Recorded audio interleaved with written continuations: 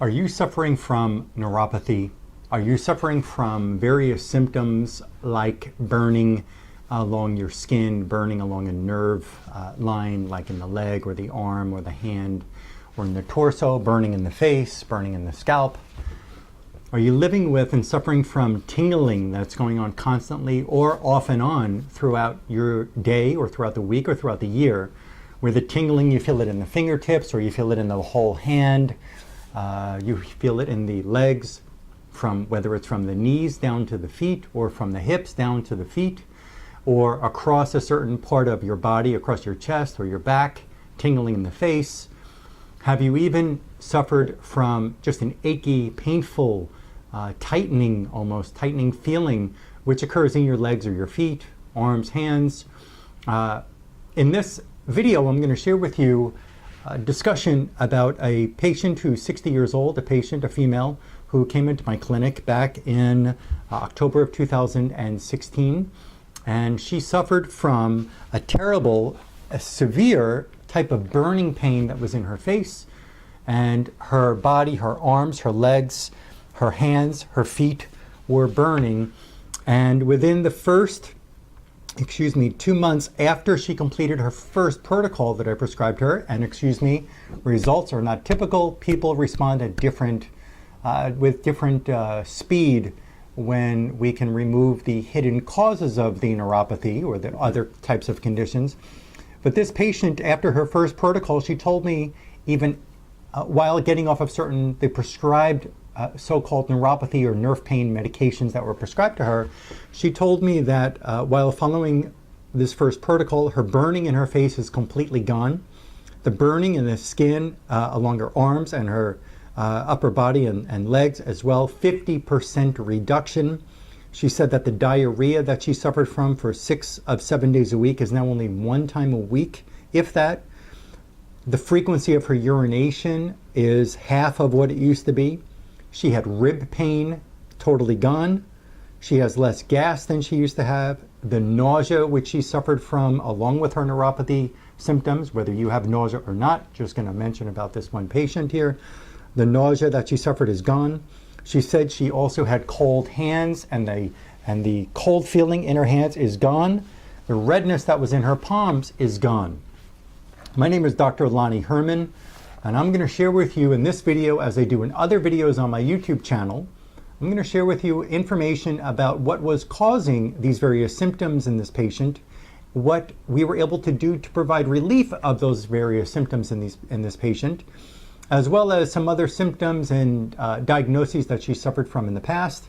And I will also put up some documentation on this video where you'll be able to pause this video and write down some of the information that I'll put up here so you could do your own research and find that the information I'm providing you about what can cause neuropathy symptoms is valid, and you really need to be able to dig deeper to understand what's causing your neuropathy and be able to get you relief from your neuropathy, whether it will happen in a very quick fashion or whether it will take a bit longer than from one person to another, because nobody is normal, nobody is common, nothing is typical. It really depends on you as an individual, what's causing your individual neuropathy symptoms, which you're suffering from. It really depends on what's causing yours and what we have to do to get rid of your symptoms. This patient, prior to meeting with her, this 60-year-old patient, she had thyroid removal when she was 16 years of age. She had Graves' disease early on in life and thyroid removal at that point. She was also diagnosed with Addison's disease. She had a double knee replacement, and those are some various symptoms that she suffered from before we had met. Also, she had a gallbladder removal back in 2002, as well as a head trauma, which occurred in 1990. So whether or not the knee replacements and or the Graves' disease and the Addison's disease were connected to her neuropathy, they're definitely part of her whole experience while she's been walking this planet. And so let's get into what her first examination findings were. With my very unique bioresonance type of testing, we're able to actually determine what kind of hidden infections and toxins are causing degradation of the function of certain tissues in the body through this very unique bioresonance testing, which I perform in my clinic here in South Florida. The bioresonance testing that I do is very unique. There is no electrical equipment. There is no type of computerized device which I use. This is all the hands-on stress reflex analysis system after I go through a very detailed, comprehensive consultation about a person's history. The history being points like how many times have they taken antibiotics in their life, whether they can remember a total number of times. I'm sure there's been more than once in a lot of cases who I meet with neuropathy as well as other chronic conditions. Antibiotics have been used throughout their life. The foods that they're eating have been fed antibiotics as well. So there's been a large consumption of antibiotics, which can have harmful side effects. I'll put up an article next to me on the screen here over to my left side, which there was a British Journal of Clinical Pharmacology, which reported on various different side effects, if you will call them side effects, various different symptoms, which were elicited in patients after starting on antibiotic use. And these were even as very common antibiotics like penicillin and amoxicillin and tetracycline, in addition to the other stronger, if you will, or what some people call designer type of antibiotics like Cipro and Flagyl and Avelox and Levaquin. There are various types of side effects that can happen in patients with antibiotic use, whether they're prescribed pills and or it's from the food that they've been eating, which they feed these antibiotics to animals. And I'll put the information up here on the side of the screen so you can pause the video, write it down, continue the video, and when you're done with this video, look up the research that I'm sharing with you. So we've got to understand that there are various infections and toxins which get into these tissues, not just limited to antibiotic use, but including in the toxins, there could be things like mercury, there can be other harmful metals like arsenic and lead, and anesthesia chemicals as well. Anesthesia chemicals, again, look on the side of the screen here as I put up this information. There's reports that anesthesia chemicals, while we need them to do certain surgical procedures so that we don't feel the pain, conscious pain, suffering while they're going to do something to replace a knee or cut out a tissue of your body for whatever disease you're suffering. The anesthesia chemicals have also been linked to causing nerve damage and neurological brain tissue destruction, leading to conditions like dementia as well as neuropathy. So become aware of that as well. If you've had anesthesia in your past, the anesthesia chemicals don't just leave your body, and they can actually cause more harm in the tissue because they don't just leave the body, they stay there. They get absorbed into our tissues and don't just exit the body because we woke up from the surgical procedure. And there are other toxins that can cause nervous tissue destruction like pesticide chemicals, as well as chlorine that's in the water and fluoride that's in the toothpaste in the water. And there are other insecticide chemicals like DDT, which is still in the soil from, even though it was discontinued in use back in, I think it was about 1980, but for 40 years there was DDT that was put into the soil, and that DDT has a very long shelf life, and DDT, insecticide poison, can get into our tissues through the foods that we're eating and be absorbed by our tissues and cause destruction of the nervous system. So the infections that I'm going to talk about, like Lyme disease or Lyme infection, and or other infections like gonorrhea, or what you may call an STD like chlamydia, whether you had a genital rash or genital warts or any kind of burning or any kind of inflammatory stress in the genital area, these infections like gonorrhea and chlamydia, as well as herpes, viral infection, these can exist.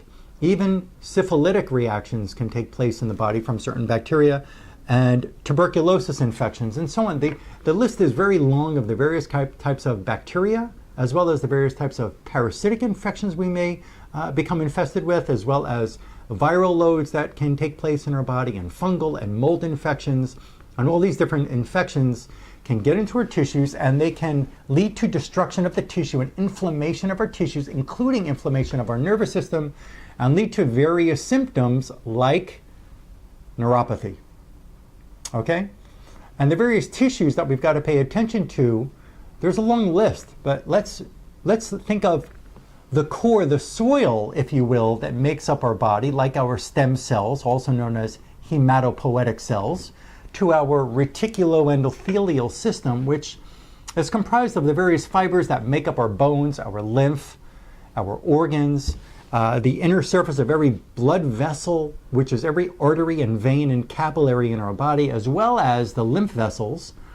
This reticuloendothelial system must be investigated because, like a sponge, these tissues can absorb any kind of infection and toxin, and those infections and toxins will stay in the various fibers that make up our tissues, and then we have an immune reaction that can cause an inflammatory response, and then we suffer with symptoms, which most doctors can call it idiopathic neuropathy. That's because their MRI and their nerve conduction test and their blood test is not telling the physician and will not tell the patient why the person is suffering with a neuropathy, so they call it idiopathic. It's of unknown origin. Not every neuropathy has to be linked to diabetes, and not every neuropathy has to be linked to multiple sclerosis or to an inflammatory demyelinating syndrome like CIDP or a chronic inflammatory demyelinating polyneuropathy. Neuropathies can develop in the body because the immune system is attacking tissues where these infections reside. Most people watching this video have probably had a strep throat in their life.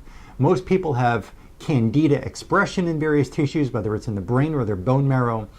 So we've got to be able to look at various other kinds of organisms with a very unique method that's out of the box, outside the box of normal, regular medical thought process, and see which infections and toxins are degrading the tissues in you as an individual that can be linked to your nerve pain and nerve malfunction and nerve disorder. Hopefully this is starting to make sense to you. So in addition to the stem cells and the reticuloendothelial system, we've got to look at your bone marrow, maybe look at your liver, maybe look at the actual nerve tissue, and there's another tissue in your brainstem called the reticular formation. I'll put that name up on the screen here. Your reticular formation, one of its main jobs is to stop pain from occurring in your body, which you may not be aware of about your nervous system. And I have very extensive postgraduate training in functional neurology, immunology, and neurochemistry, as well as endocrinology and cardiology. The inflammatory conditions can take place because there are various types of exposures to various chemicals like vaccines and so on that can actually be linked to these neuropathic disorders. And again, I lost track of where I was a moment ago, but again, these immune reactions that cause these inflammatory responses really need to be understood, and a regular blood test and an MRI or even a spinal tap may not be able to tell the physician what's going on. So let's just get into this patient's exam findings, and I will tell you how what I'm doing is affecting her. Again, as I told you before, the burning pain in her face is totally gone. The burning pain in her skin and arms around her body is 50% less. Her rib pain is gone. Hands are warmer now. The redness in the hands, the palms are gone.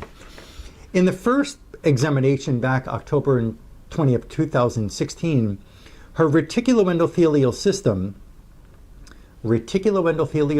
one more time, these are the reticular fibers of this reticuloendothelial system, which secrete collagen, type 3 collagen, which keeps our tissues younger and functioning better, keeps joints lubricated.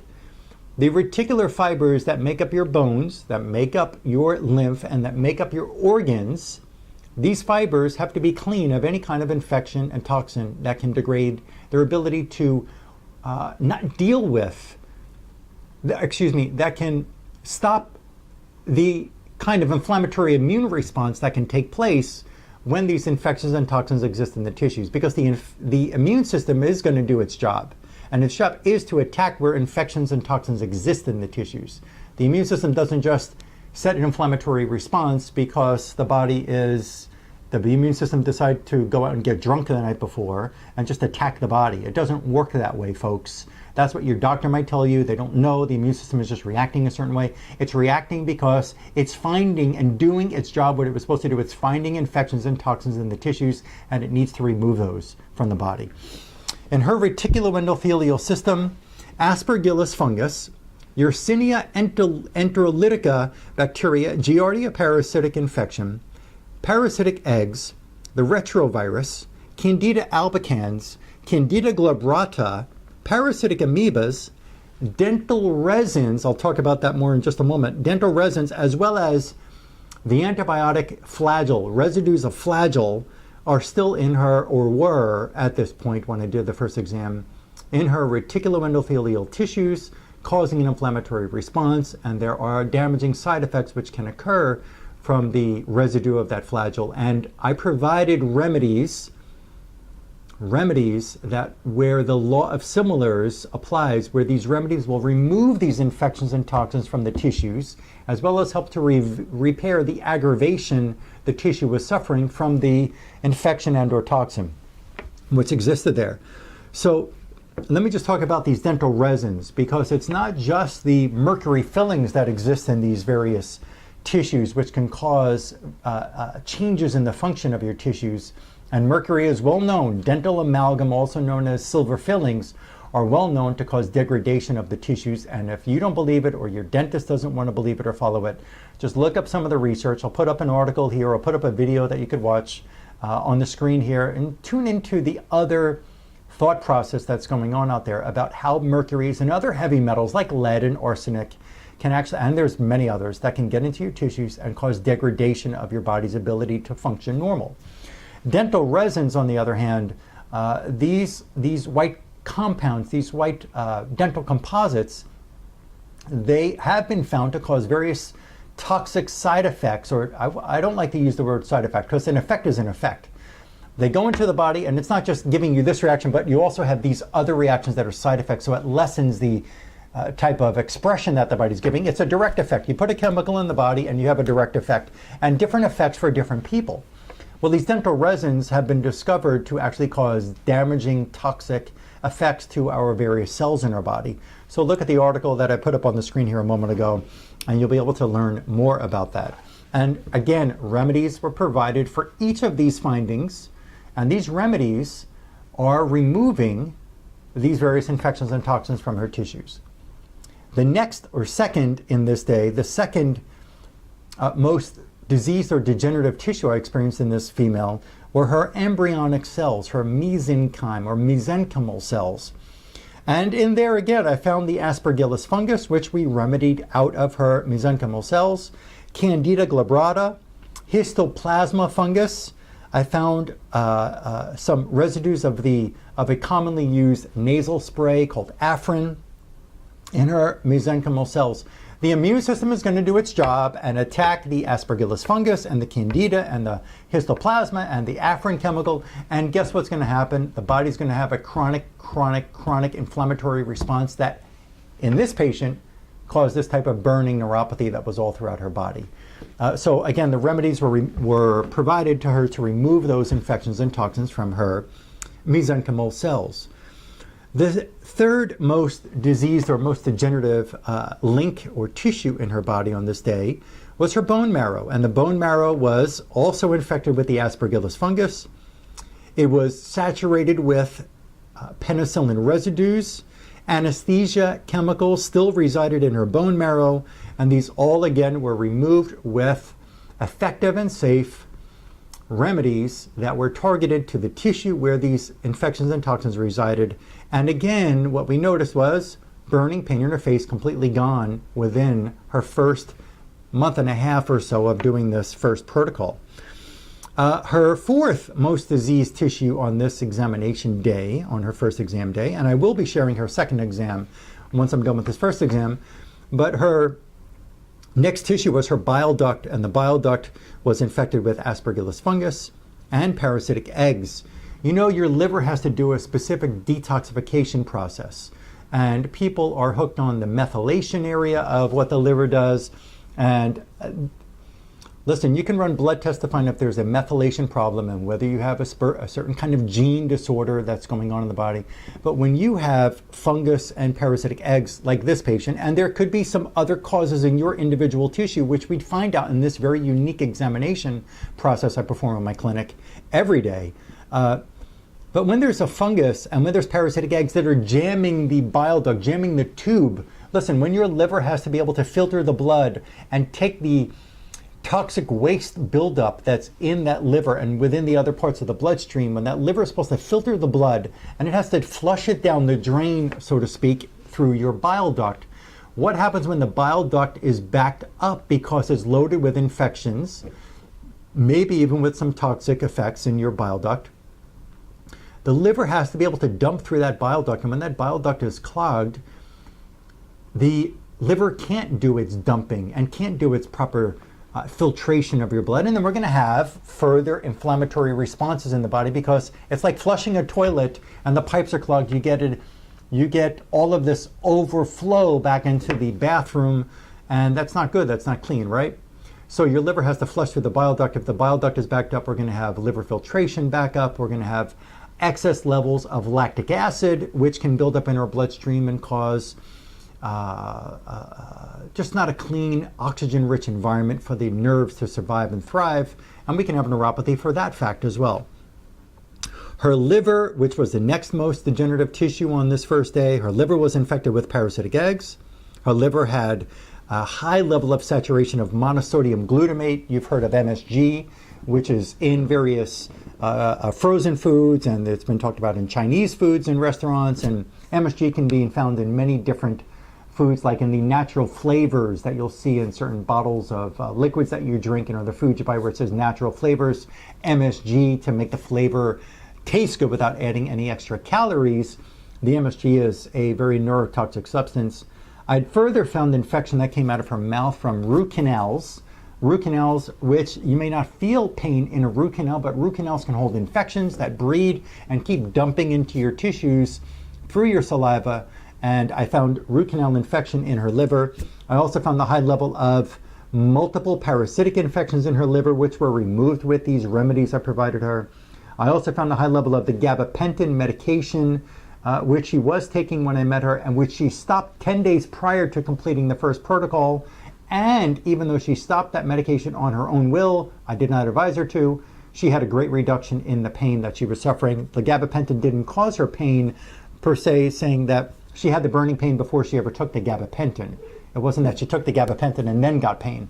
But the gabapentin as a chemical also saturated into her liver.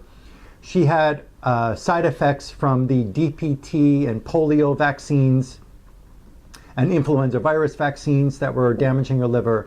She had parasitic flukes. She had a cancer-causing preservative chemical from food preservative called EDTA damaging her liver. She also had parasites called strongyloids that were damaging her liver. Her next tissue that was most diseased on this day was her left kidney and then her right kidney. Her left kidney, the kidneys and the liver, by the way, they filter your blood. So what happens when the filtration system is clogged? We're not going to be able to filter easily. If you were to take, let me give you an analogy. If you were to take a boiling pot of spaghetti and dump it over a filter, the reason why you do, or the strainer in the kitchen over the sink, the reason why you do that is because you want that strainer to strain out the fluid, and it just leaves the spaghetti left in that strainer. What happens if about 60 or 70% of the holes of that strainer are clogged? What happens when 60 to 70% of the holes in that strainer are clogged? The water that you dump in with that spaghetti into that strainer over the sink, not all the water is going to leave so quickly. It's actually going to build up in there, and we're going to see the water retention in there. So that can also cause edema around the ankles in some patients. Maybe it doesn't cause edema around the ankles and feet. Maybe it's actually just going to cause more swelling and more pain throughout the body. And the kidneys are also in direct correlation with blood pressure regulation. The kidneys filter your blood 24 hours a day, 7 days a week, 365 days a year. And when the kidneys are there to filter the blood, what do you think happens when the kidneys are backed up because of infections and toxins in those kidneys? You can get high blood pressure as well from a toxic infected kidney. Her left kidney was infected with parasitic flukes and other parasitic infections. high level of these parasitic flukes and other kinds of parasites. Her left kidney was also saturated with the Flagyl antibiotic, and her left kidney was also very infected with a very high level of bacteria. Her left kidney also had a very high level of residues of Celebrex medication, and her right kidney had a very high level, a little bit less than the left kidney, but also a very intense level of the Celebrex medication residues that were left over in that left kidney. She followed this protocol in her home after the visit here.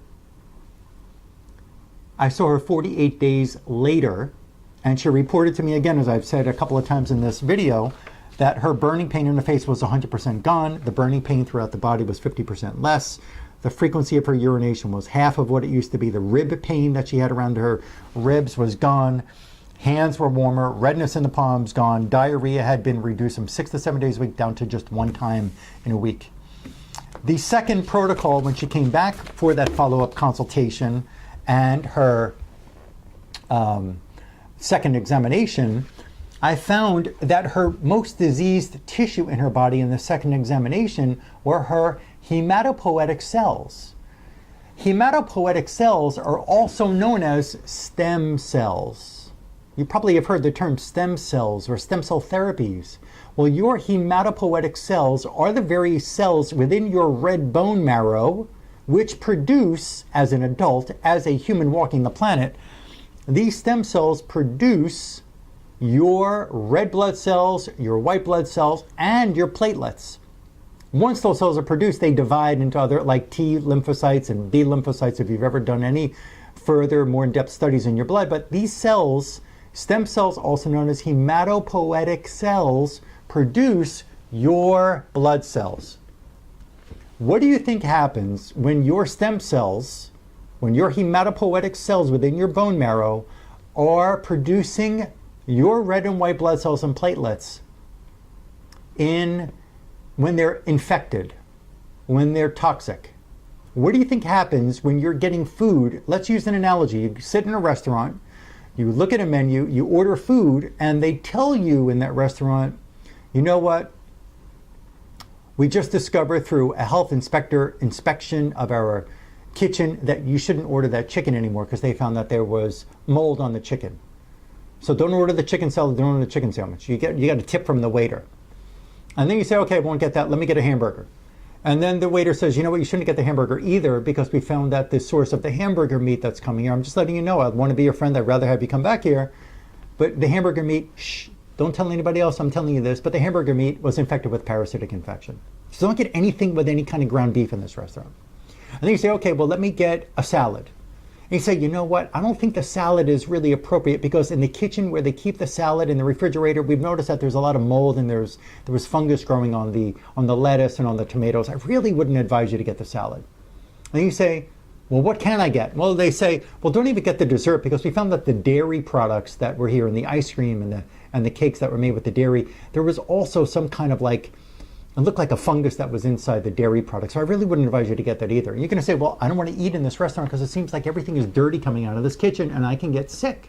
Well, what do you think happens when your kitchen, in other words, your hematopoietic cells that make the food, your blood cells, what do you think happens when your stem cells, also known as your hematopoietic cells, when those have absorbed various fungi and various bacteria and parasites and or viral loads and or molds and or various chemicals like insecticides and pesticides and mercuries and anesthesia chemicals and antibiotic residues, what do you think happens to the blood that's produced there, like the food coming out of the kitchen? Do you think it's going to be healthy? Or do you think you're going to have breakdown? Do you think you're going to be able to develop certain inflammatory disorders because the red blood cells may not carry enough oxygen to the tissues? Maybe there's anemia as part of the condition. Maybe there's excess white blood cells in the condition, like a leukemia type of situation. When the stem cells, your hematopoietic cells can't produce healthy blood, your body can't be healthy, period. Inflammatory responses will develop, and that can lead to nerve tissue disorders. Neuropathy. Well, in her second examination in December of 2016, her hematopoietic cells were loaded with tuberculosis bacteria. They were loaded with a high level of Lyme infection. Her stem cells were also loaded with influenza, Asian influenza, with the polio virus, with St. Louis encephalitis virus, with Streptococcus viridans, with parasitic eggs, with other parasites, as well as her hematopoietic cells were also loaded with the Epstein-Barr virus. Inflammation will develop, fatigue can occur because of your hematopoietic, your blood-producing cells. When those cells are infected, nothing can be okay in your body. I have samples of these various tissues that were discovered and produced and saved and preserved by biophysicists. They discovered that every single tissue in the body has a specific energy.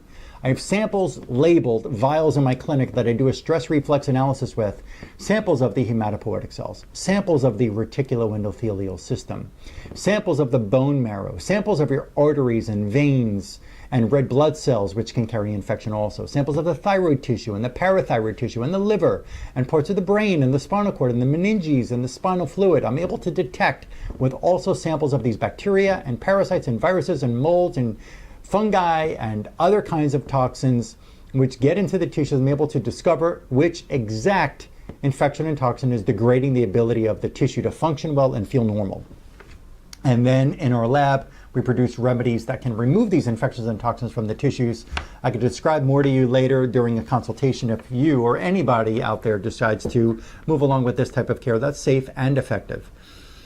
Her second most diseased cell or tissue on this second examination were her red blood cells. Her red blood cells were infected with parasitic infection as well. Yes, that's true. Your red blood cells can get infected with parasites. You can look up on YouTube if you decide to do any more research of what I'm sharing with you.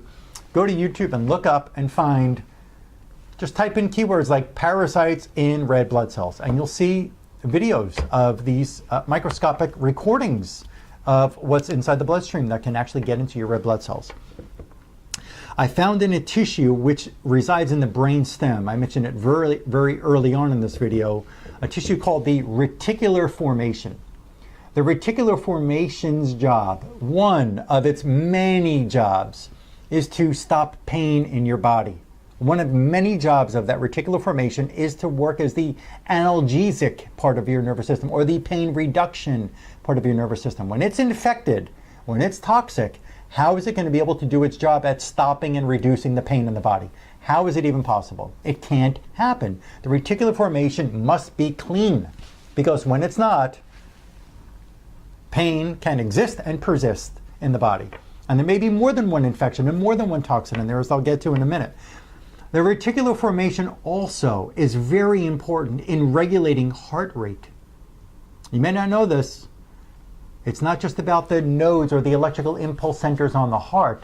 It can also be, the heart rate can also be deranged or malfunctioning, having a low heart rate, a bradycardia or a tachycardia, elevated heart rate that occurs in syndromes like POTS syndrome, POTS syndrome, where people stand up and have a rapid heart rate that doesn't stop.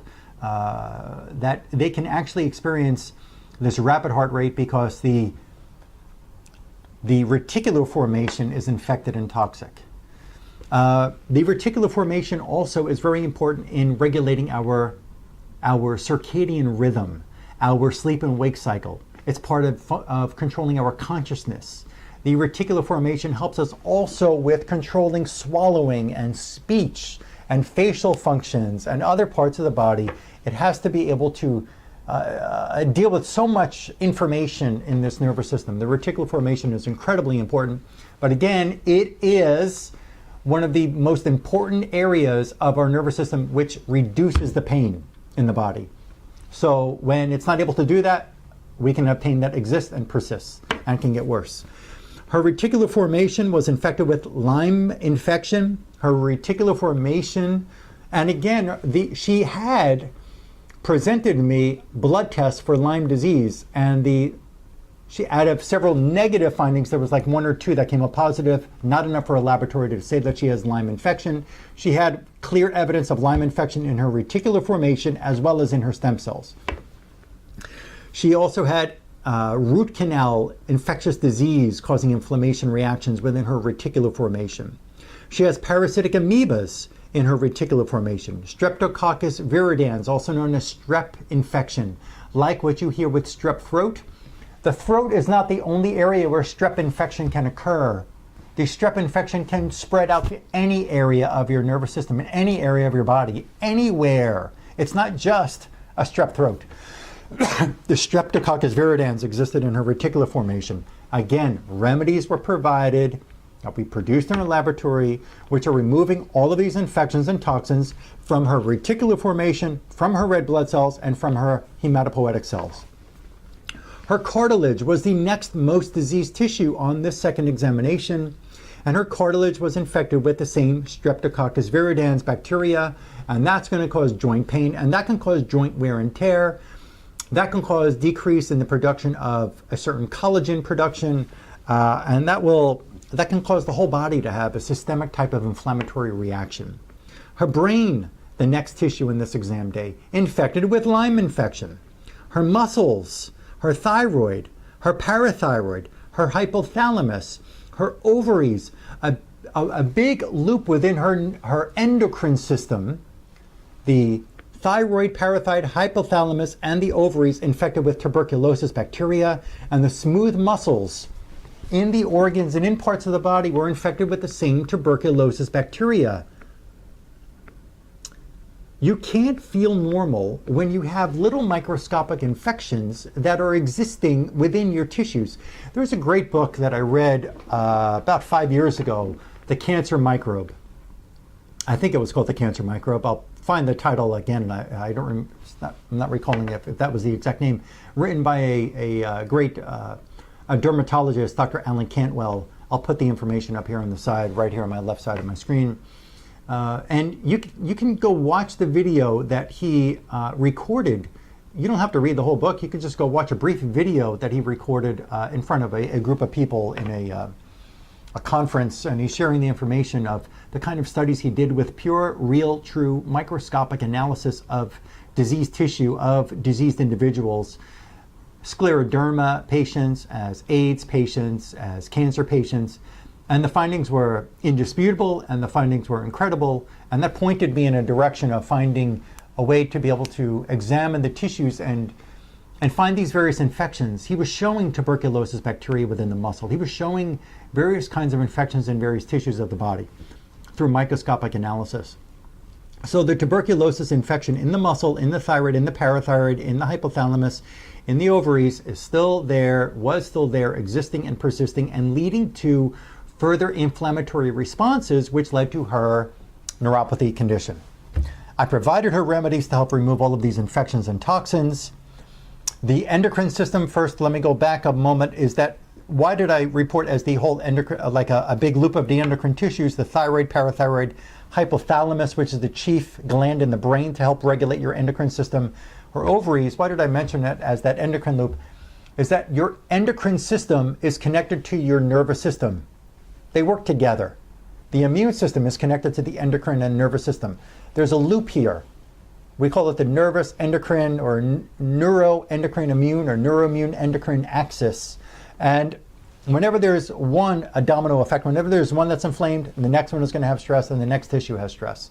So I just wanted to point out that when there's endocrine tissues that are involved, not only can we have hormonal imbalances caused by the infections in the endocrine tissues that hormones are never going to fix through hormonal therapy, while it can help somebody get through some kind of symptoms perhaps. But when these infections exist in the ovaries, in the parathyroid, in the thyroid, in the adrenals, in the pituitary gland, in the hypothalamus, the body can never feel normal. Never feel normal. So once this patient comes back, and her protocol in this second round was, I won't have to see her for 54 days. She'll be at home doing these protocol steps at home. Not too much labor to do the step. It has to be organized at home, but not too much labor. We've already seen a dramatic improvement. Again, burning pain in the face completely gone, burning pain in the body 50% less, rib pain gone, hands warmer, redness gone. Not everybody responds as fast as this. The better my skills get, the better at I am detecting which real core underlying infections in these tissues and toxins that are driving the disease in the patient, the better, faster the results are going to be for people. but some people may take more than one round to be able to witness such a dramatic change in symptoms. But the change will take place, and you deserve to get well. Share this video with one friend, just one person who deserves to hear a different bit of information to help them understand that there is a way for them to get well. Share this video. You never know how far-reaching one simple click of a button on your computer can affect somebody else's life. Like my Facebook page. I put up information, very useful, very unique, very different information, research on my Facebook page pretty frequently. Sometimes not so frequent, but there's such a long list of posts that I put up that I think you find it very informative. You can also go like my Instagram. I'll put that address up here on the screen as well. Subscribe to my YouTube channel. When you subscribe to my YouTube channel, you'll be the first to hear when there's a new video which I upload, and you'll be able to hear and see and understand health from a whole different standpoint than what you may be familiar with. So subscribe on this YouTube channel. Also put a like, click on a thumbs up like at the bottom of this video if you find this information useful. And you can call my clinic here in South Florida to be able to schedule your consultation, your examination with my lovely, very happy to help you assistant by calling and or emailing our clinic. I'll put both the email address and the phone number, which is 954-370-3100. I'll put these up on the screen here. Again, the phone number is 954-370-3100. So you can call our clinic and or email the clinic, and we'll get back to you as soon as possible and help you arrange your consultation. The consultations can take place via phone before you ever come in for your examination, Skype before you ever come in for your examination, in person the day of your examination. I prefer the consultation to be a bit prior to the exam because there may be some things I need you to get, like a blood test or something else, some other information. I didn't discuss in this video more in depth about how dental work, dental infections, which I have to sometimes examine with people with my unique dental exam, which can be part of a neuropathy complaint. So that may be part of what I recommend and what I question you about in your history about what can be linked to your neuropathy. So once this patient comes back in for her next exam, I do expect to see even greater reduction. Listen, I'm not a prophet. I can't, with a crystal ball, be able to tell exactly what her outcome is going to be, how fast and which symptoms are going to change. None of us on this planet have the ability to do that. At least nobody I've met yet has the ability to do that. But I'm going to tell you that I expect her to have some positive changes, and she's a very outgoing person who I have a feeling will be very happy to share her response, her change with this next protocol. So I will be in touch with you and post more video about this patient's changes. Again, the phone number here is 954-370-3100. Let me, by the way, tell you, insurance companies do not recognize the work that I'm offering. They don't pay for this type of service. There is no insurance billing coding that we can provide to you, with you, for you, with your insurance company. They are not recognizing this, and so this will be an investment in yourself. There is nothing my assistant can provide you besides getting you information of how to get your care started and your first consultation set up, and how to set an airplane ticket and whatever to come down here, because we see people from throughout the state of Florida as well as across the United States, as well as from other countries as well, coming into this clinic, which I am in South Florida, very close to the Fort Lauderdale Hollywood International Airport at this point. Okay, I look forward to helping you and talking to you again soon.